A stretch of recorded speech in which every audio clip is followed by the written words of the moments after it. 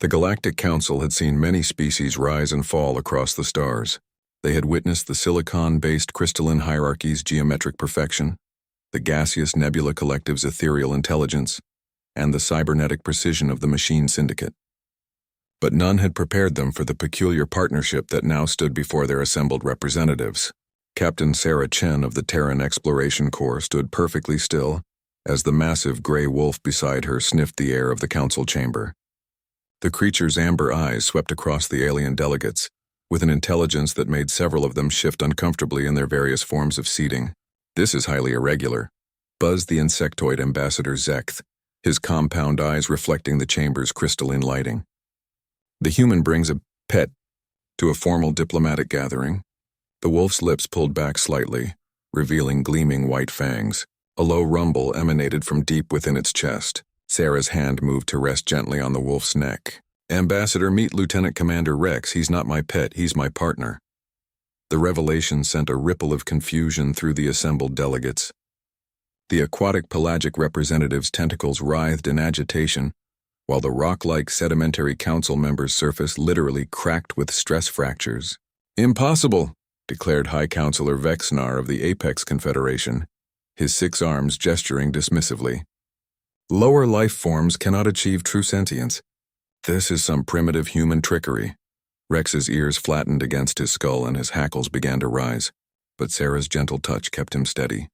"3 months ago," Sarah began, her voice carrying the weight of recent memory, "the mining colony on Kepler 442b went silent. The crystalline hierarchy's investigation team vanished. The machine syndicate's war drones were found torn apart, their advanced alloys shredded like paper." She paused, letting the implications sink in. The Apex Confederation's elite assault troops lasted 6 hours before their distress beacon went dark. High Counselor Vexinar's mandibles clicked with indignation. "Your point, human?" "My point is that Earth sent one ship, the UES Fenris, crew of 12 humans and 12 wolves." The chamber erupted in a cacophony of alien languages. The pelagic delegates' bioluminescent patches flashed in rapid sequence, while the gaseous nebula representative's form condensed into an agitated spiral. Ambassador Zeketh's antennae twitched violently. "Wolves? You sent actual wolves into a combat situation that decimated our finest forces?" Sarah nodded. "We found the colony within 18 hours. The threat was a previously unknown species, silicon-carbon hybrid predators that had evolved perfect camouflage and electromagnetic interference capabilities. Your technology couldn't detect them. Your sensors couldn't track them." Rex padded forward, his massive paws silent on the chamber floor. He sat directly in front of the High Counselor, amber eyes locked on the alien's face.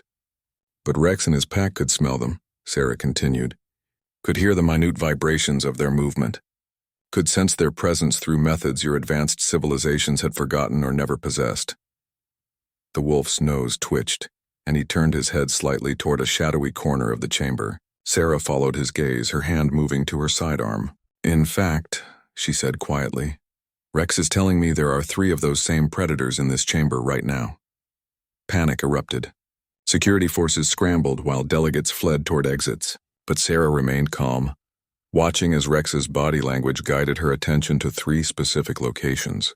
The first predator shimmered into visibility near the crystalline delegate's platform, its blade-like appendages already reaching for the ambassador.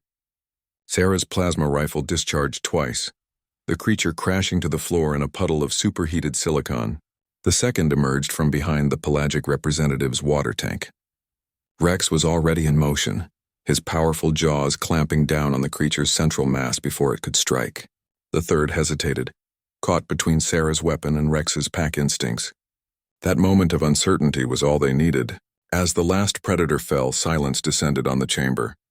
The surviving delegates stared in shock at the human wolf team that had just saved their lives. Sarah holstered her weapon and scratched behind Rex's ears. "This is what the galaxy doesn't understand about humans.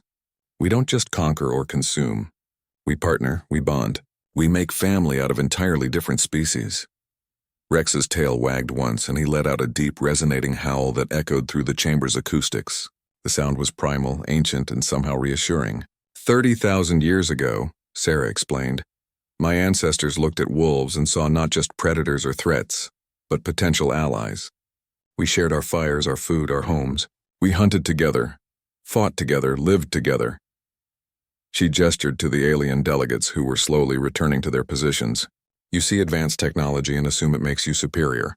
You see primitive methods and dismiss them as outdated. But you're missing the most important factor: trust, loyalty, partnership that transcends species. High Counselor Vexnar approached cautiously, his 6 arms held in a gesture of respect. We may have underestimated your species, Captain Chen. Rex stood and padded over to the High Counselor. After a moment's hesitation, the alien leader extended one of his hands. The wolf sniffed carefully, then pressed his massive head against the counselor's palm.